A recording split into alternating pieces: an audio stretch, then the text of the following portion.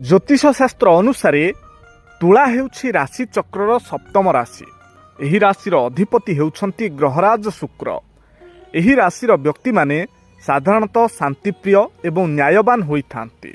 तबे तुला राशिर व्यक्तिंक स्वभाव और वैशिष्ट्य संपर्क में आसंतु किछि गुरुत्वपूर्ण कथा जानिबा। संतुलित व्यक्तित्व। तुला राशिर प्रतीक हेउछि तराजू। एही व्यक्ति माने सबुबेले जीवन में संतुलन रक्षा करने चेष्टा करती। कौनसी विषय निष्पत्ति नेबा पूर्वरु सेमाने एहार भल और मंद दिग को भल भावे परखि थांती। शांतिप्रिय और मधुर भाषी। एमाने झगड़ा बा विवाद ठारू दूर रे रहिबाकू पसंद करती। एमानक कथाबार्ता बहुत मधुर एवं आकर्षणीय होइथाय, जहाद्वारा सेमाने अन्यमानकू सहजरे प्रभावित करि पारंती।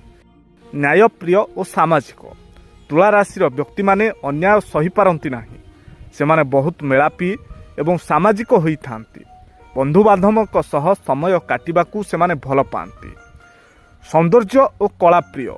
शुक्र ग्रहर प्रभाव जोगु एमाने सुंदर जिनिस, कला, संगीत एवं साहित्य प्रति आकर्षित हुअन्ति।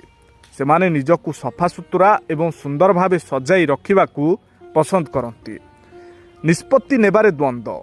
एमानंकर एक बड़ दुर्बलता हेउछि द्वंद्व।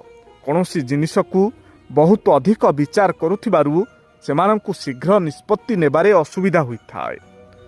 कौन सांगमाने ठीक तो? कमेंट रे आपणकर उत्तर निश्चय लिखंतु। आ जदि एही कथा गुड़िकरे आपण एकमत ताहले भिडियोटी को शेयर करने को जमारू भी भूलंतु नाही। दर्शक बंधु, बिच्छा राशि हेउछि राशि चक्रर अष्टम राशि। एहार अधिपति ग्रह हेउछन्ति मंगल। एही राशिर व्यक्ति माने साधारणतः रहस्यमय एवं दृढ़ व्यक्तित्वर अधिकारी होइथांती। तेबे बिच्छा राशिर व्यक्तिंक स्वभाव एवं चरित्र विषय रे आसंतु जानिबा।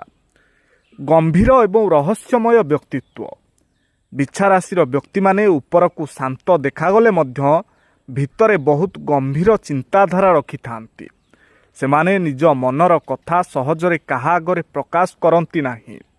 सेमानंकु बुझिबा अन्यमानंक पई टिके कष्टकर होइथाय। दृढ़ संकल्प एवं कठिन परिश्रमी। एही राशिर व्यक्ति माने थरे कोनोसी काम करिबाकू स्थिर कले ताहाकू शेष न करिबा जाए शांति रे बसंती नाही। सेमानंकर इच्छा शक्ति बहुत प्रबल। जे कोनोसी कठिन परिस्थिति रे भी सेमाने हार मानती नाही। विश्वस्त एवं सच्चोट बंधु। सेमाने संपर्क को बहुत गुरुत्व दियंती। जदि सेमाने काहाकू निजर बोली भाबंती तेबे तांको पई सबु किछि करिबाकू प्रस्तुत थांती। सेमाने धोकाबाजी को आदौ सहय करि पारंती नाही। भावुक एवं अभिमानी। बिच्छा राशिर व्यक्ति माने बहुत भावुक होइथांती। जदि केही सेमानंकू कष्ट दिए सेमाने ताहाकू शीघ्र भूली पारंती नाही। सेमानंकर आत्मसम्मान बहुत अधिक। तेणु छोट छोट कथारे अभिमान करिबा सेमानंकर एक स्वभाव। तीक्ष्ण बुद्धि एवं पर्यवेक्षण शक्ति।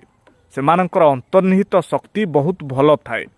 किए सत कहूची कि मिछ ताहा सेमाने बहुत शीघ्र जानी पारंती। जटिल समस्यार समाधान करिबारे सेमाने माहिर। एक गुरुत्वपूर्ण कथा, बिच्छा राशिर व्यक्ति को जदि केही साहाय्य करे सेमाने सारा जीवन मने रखंती। किंतु जदि केही सेमानंकू कष्ट दिए सेमाने प्रतिशोध नेबा पई मध्य सुजोग अपेक्षा रे रुहंती।